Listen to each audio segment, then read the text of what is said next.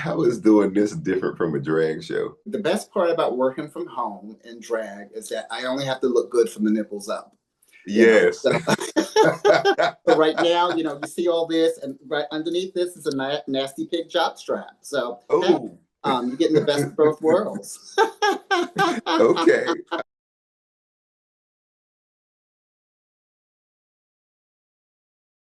A cultural legend. This person deserves all their flowers. A professional storyteller, shade mother, shade thrower, shade blocker, an activist and a community treasure, performing and entertaining our community for many years. It is the one, the only, the incomparable Harmonica Sunbeam. Harmonica Sunbeam, how are you? Thank you, Samson. I am wonderful. Where are you from, and what are some of your earliest memories and highlights? I was born and raised in Newark, New Jersey. Me and Whitney Houston, you know her? Whitney Houston, yeah. She Yeah. Me and sounds Whitney. familiar.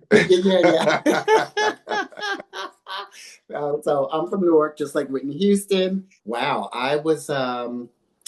As a youngster, I was always a little bit mouthy and a little bit sarcastic, and I think it really helped to play into the work that I do today, like being spontaneous and quick-witted and able to add like a little snarkiness to a conversation. I always felt, a little bit different in grade school, and then sometimes it doesn't help like when you get teased for being a little bit different or being a little bit effeminate, but I didn't know anyone that I had no one to confide in with my feelings and things of that nature. And I didn't meet anyone uh, that was my age that was identified as LGBTQ until I was in about 10th or 11th grade. The crazy part about that is that I met that person through somebody else who was way too young, too old to hang out with me.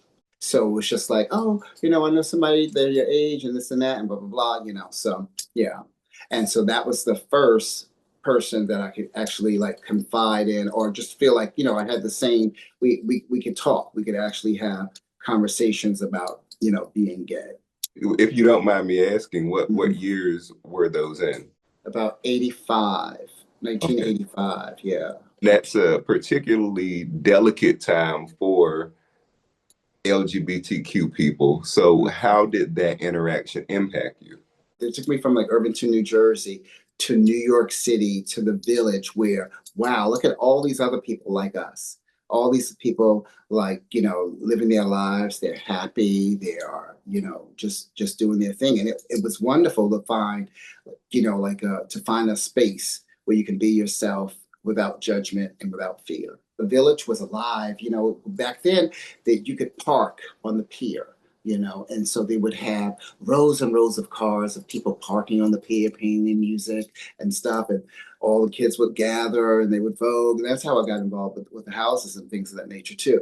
But the cops didn't cross the highway. It was just all night long. You can stay out there to 5, 6 o'clock, and it was like the perfect free alternative to the club because you can get your own little drink or whatever you wanted to have and whatever you wanted to smoke or whatever the folks were doing at that time, and just be out there all night, amongst your friends and amongst new people and everything else. So this was like 10th grade going into 11th grade, and my mother passed away right before I went into the 12th grade. So she Mm. passed away in in August of 1986. And I was starting 12th grade in that following month. So that really changed my life because we moved. I have an older sister that's 2 years older than me. And so we moved. She moved with my cousins, and I moved with my aunt, so I can finish out school and all that kind of stuff like that. So, and things were a little bit different at her house, very different. And I did have a little bit more leniency there, but I also had um, an interesting. She had a boyfriend that was homophobic, very homophobic. So to come into the house and to hear you are the topic of conversation, but then yet when you appear, the conversation dies down until you go to your room, and then conversation starts up again, and she would always defend me and things like that, but he just had issues with me, I guess, being there and being, gay.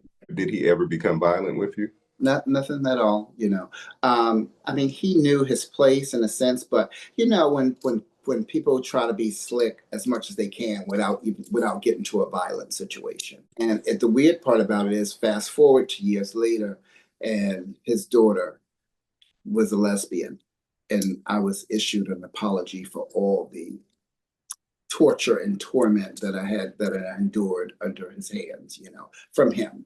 But it was third party, you know. Oh, can you tell him that I'm sorry for how I treated him back then? Okay. It doesn't mean as much when it's delivered through somebody else, but okay. Okay. If this isn't too sore of a question, Mhm. I would like to know, did you ever get to come out to your mother? Not necessarily, no. I do believe that she knew something, when I was 16, when my mother passed away, and my mother she had breast cancer and she was struggling with breast cancer, but she didn't tell us how bad off it was, because she just wanted us to, not think about it.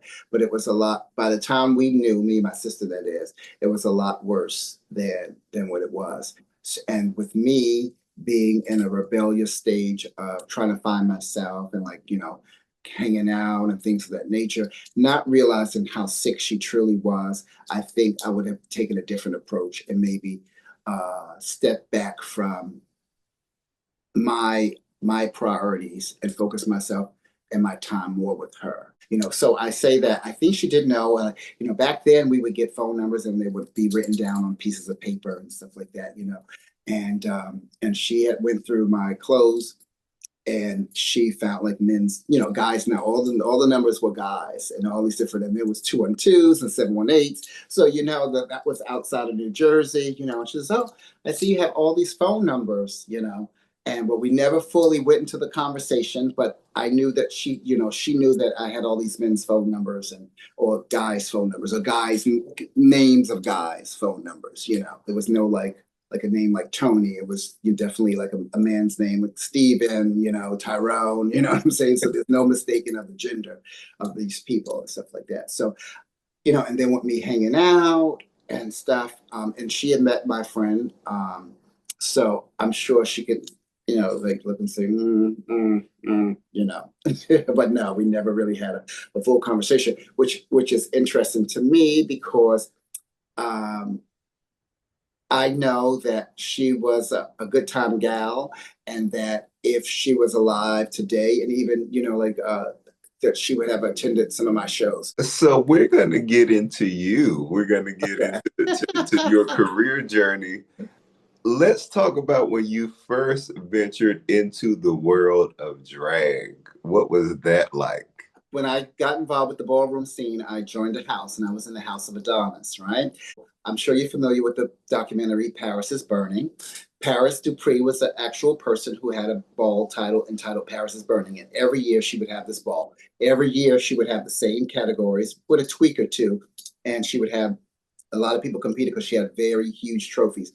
Back then, it was more about the spirit of competition. It was more about, like, taking home a really huge trophy. There wasn't a lot of money involved. Like, you would win like $50 when they started having money, as compared to what it is today.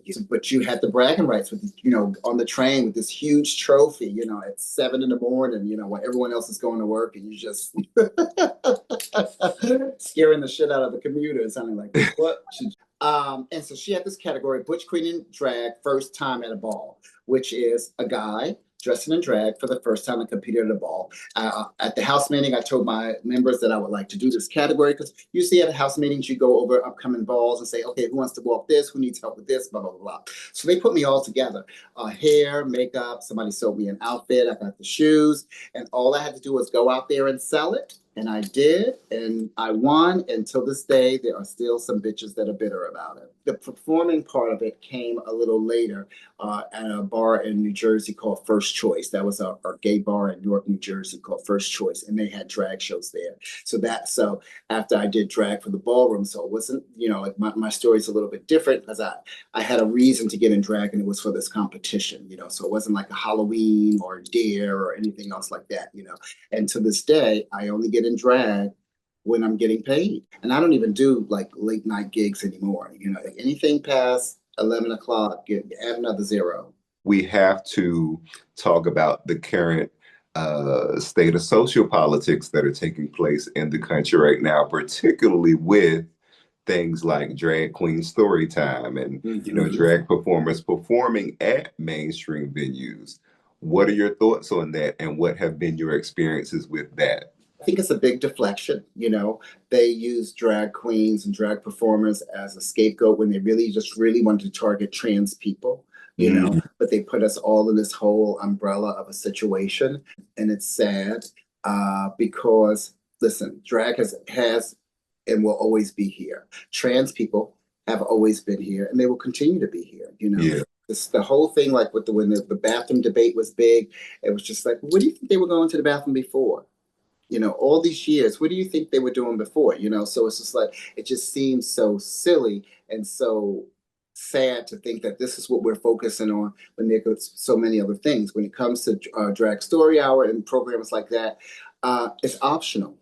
No one is being made to go. Anybody who's there at that particular event is there because somebody wants them there. So people say, "Oh, stay away from our kids." This is what they might write on a comment with a story hour flyer. And it's like, okay, so now you're concerned about the kids, right? There are kids out here who are homeless, kids out here without parents, kids out here without food, kids out here who are being sex trafficked, kids who can't read. What are you doing about all those kids?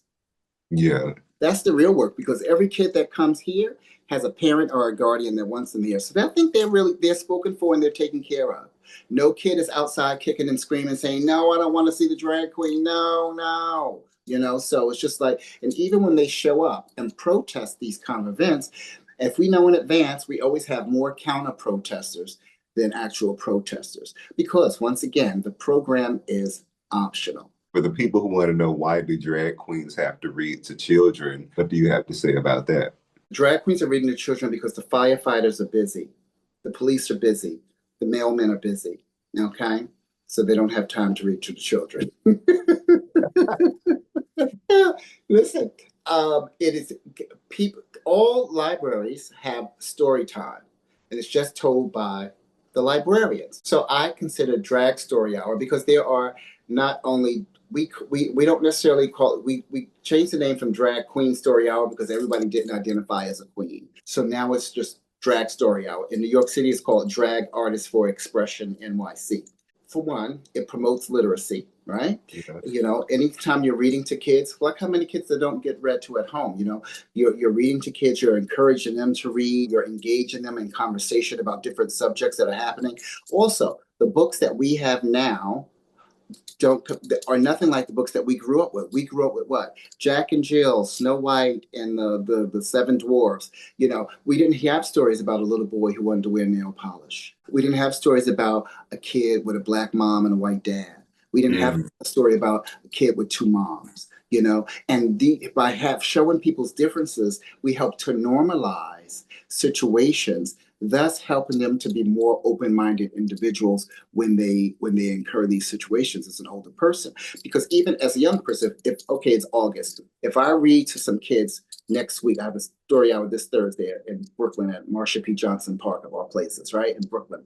And so and I read to them about a kid with two moms, right? Now school starts in September here, and there's a new kid in class, and someone finds out that this kid has two moms, and now one of the kids is giving them a hard time.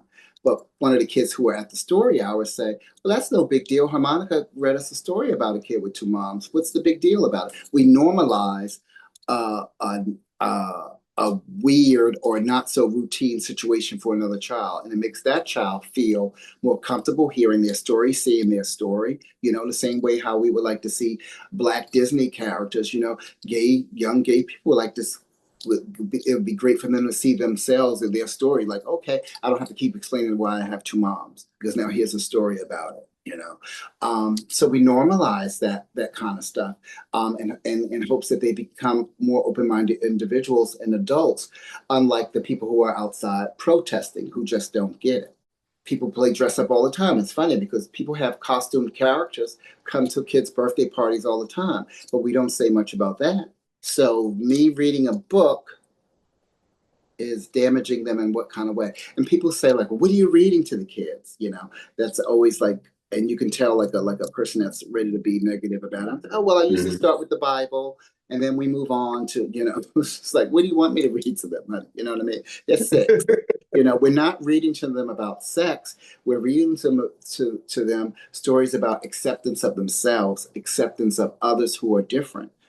Because a lot of kids think their story is everyone else's story. And one time, a little Yeah. girl, she says to me, she says, "Why do you have purple lips?" And I chuckled because purple is my big drag color, and maybe it made me realize that maybe everyone who wears lipstick in her family wears oranges, or pinks, and reds. She's never seen somebody, so it's just so weird. And kids are quick to ask you like a question about yourself. You're like, oh, why do you have green hair? Okay, why are you in the supermarket dressed as Elsa? Okay, it's just like Right. you're unbothered. I can't be unbothered too, little girl. Okay, it makes a difference for kids whether they feel different or they Yeah. do.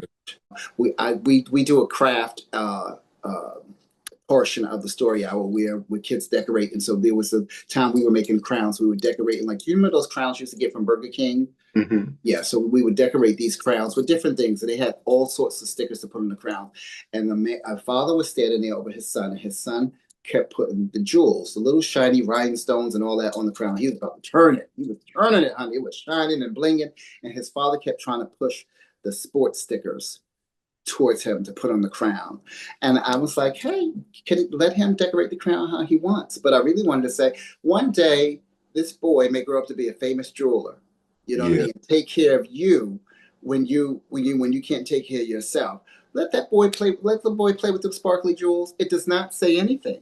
It says nothing. You know what I mean? He might be an interior designer. He may just like shine. It does not mean anything sexually of how he's going to be. So why stifle their creativity?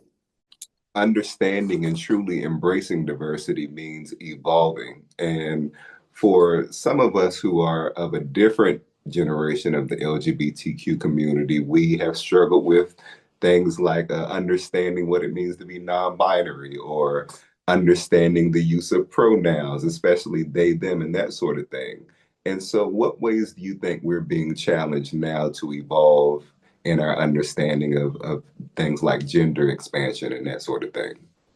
It's best for everyone to at least put some effort into learning or uh, to being respectful of others. But I think that as gays, sometimes we say, "Oh, I just remember when we was just gays and lesbians. Now it's this. Now it's this. Now it's this." Well, it's always been the other. There's always been people who felt excluded or didn't feel like they fit in, and now they finally have a voice, and now they just want their voices to be heard. And all we can do is try to accommodate them as best as possible, especially if it doesn't have a negative impact on you. I was in an Uber dressed in drag, and the Uber driver kept saying, "Yes, sir. Yes, sir. Yes, sir." And I thought it was odd that um, I'm not presenting as a sir, but it's okay. I'm fine. I said, "Listen," I said, I'm dressed like this. I do this. This is my work. I do this as a living. I mean, I do this for a living. I said, but there may be someone who comes in here who actually lives their life as a woman. By you continuously saying, sir, you are not coming across very welcoming. And I said, right now you're working for Uber, so you're representing Uber, and maybe you can learn how to talk in gender neutral terms because you don't have to say, yes, sir. You can say yes. You can stop the answer right there. Hey, are we going? Are we going? Are we going? Are you going to make a left turn on Market Street? Yes, sir. You don't have to say yes, sir. Like, I don't know whether you're trying to hurt my feelings or whatever, but I know I'm a dude. I'm happy being a dude, and this is only my work. But other people, it might be another scenario for them. So we have to learn to be more open minded and just gender neutral, especially if you don't know. If you don't want to ask someone like, "Hey, what are your pronouns?" If you feel like that's offensive, but most people, from what I hear, will prefer you ask them their pronouns before you just go ahead and assume something. A lot of us in the community are still Mhm. learning. I myself have to be very intentional about trying to get it right. If we in the community are still trying to figure it out, and again, some of us better than others, how do we get our heterosexual counterparts who may know nothing at all about it to understand it a little bit better? Maybe as a person who may want to be called X, Y, and Z, um, you don't necessarily have to get so offended so quickly when someone does make the mistake. You know what I mean? Allow mistakes to happen because they do happen. It's just that when the same mistakes from the same people continuously happen, then we know that we have a problem. Mhm. That we need to address. But for someone to initially call you. I mean, I've answered the phone and they've said, ma'am. And I'm like, okay, they didn't know. They were kind of going by what they thought they heard. Okay, fine, but I'm not going to go ballistic and now call the CEO of the company and everything else like that. I mean, everybody's different in how they approach these different scenarios, but I think if we expect people to learn, we also should give people grace. You live as a man when you're outside of your dress up. And so Mhm. how has, doing drag, how has that influenced your understanding of gender expression or gender expansion? And what is that like for you to dress up and embody this glamorous woman? It's like as a dude, I'm a little bit more reserved. And so this is kind of like my other personality where I can be a little bit more outgoing and the life of the party and all that kind of stuff. This is like my Sasha Fierce kind of thing. Yeah. Um, but I also enjoy watching men embrace their feminine side too, like when the whole red dress run that just came and all the commentary regarding that and stuff like that. And I like to see men embrace their feminine side because we all do have a feminine side. Now, how far your feminine side goes is another story, but I see nothing wrong with it. Where other people instantly have a problem with it. Sometimes guys have like turned me down from dating me because they don't want to date a drag queen. But you're not necessarily dating a drag queen, you're dating me. This is my job. This is, the only time you're going to see me dressed is when I'm actually working. I need you to understand that I am a black gay male first and a drag artist second. Yes, drag is a big part of my life because if we were to come to an agreement where I wouldn't talk about drag in order to date you, there wouldn't be much for me to talk about Yeah. because every part of my day consists of me doing something for work. And how unfair would that be if I didn't want to hear about your work, whatever you did, how much of your conversation would be cut short? And I've been through that experience where I was younger and I thought like, okay, yeah, I can handle that. But then I am giving you the cliff notes of my day because I have to shorten everything down to, oh yeah, I ate and then I watched TV. So I can't tell you I went to a fitting or, I'm learning this new song or I'm doing this because that's all work related and it's all drag and you don't really care for drag. How does drag affect your sex life? Does it impact how you are able to show up in the bedroom or the type of men that you attract? How does that work for you? I used to think like this, that if I met somebody when I was in drag, that it would be one less thing I had to tell them. But Yeah. people fall in love with what they see. So I, I don't. I used to not really tell people I did drag immediately because I wanted them to see me for who I am, and to let them know that drag is not the biggest part of my life. It is a part of my life, but it's not the big. I don't live and breathe drag. And some people would say, "Oh, you should probably date another drag queen." And I said, "No, because I don't live and breathe drag, so I don't need somebody to build up my percentage that I don't have." Like if I'm 70%. guy and 30% drag oriented. I don't need you lifting it up to 70% drag now that I'm with you, because then we're really talking about drag or dealing with drag situations all the time. And it's like, no, I prefer not to. But some people, they find out that I do drag and they don't want to be bothered. Some people, they're a little bit more interested. But like I said, this is my work. So I'm not going to get dressed up in drag for you to enjoy yourself, or for us Yeah. to enjoy ourselves, because I don't have to. Now, have I had encounters or entanglements while dressed? Yes. Yeah. Yes. You know what I'm saying? What has doing drag helped you to accept about yourself? It's helped me to realize that we're all human and that we all have different things that we're going through, Mhm. and to be more sympathetic, because a lot of people come out to bars and nightclubs to take their mind off of things. Me as an entertainer, that is my job, to help take your mind off whatever you're going through. But it also helps me to feel better about things that I'm going through too. If I could have a great night at work where everyone laughed and made good money and was just a really good time, and then I have to come home to something that's happening, at least I had a break from whatever's happening at home as well too. So it's helped me to be a more understanding person of others, because we get to meet so many different people and so many different types of people and different energies. It's also helped me to become a better a producer or organizer, because you wear so many hats as a drag artist. You know, uh, if you can put all these skills on a resume, it'll be a really impressive resume just from doing drag, because of all the things that we handle ourselves. You shared a lot of insight and a lot of your personal experiences. So I think a great question to end this with is, what has been your craziest or most memorable experience being out there performing in the clubs or on the road? Years ago, there was a club in New York City called the Roxy.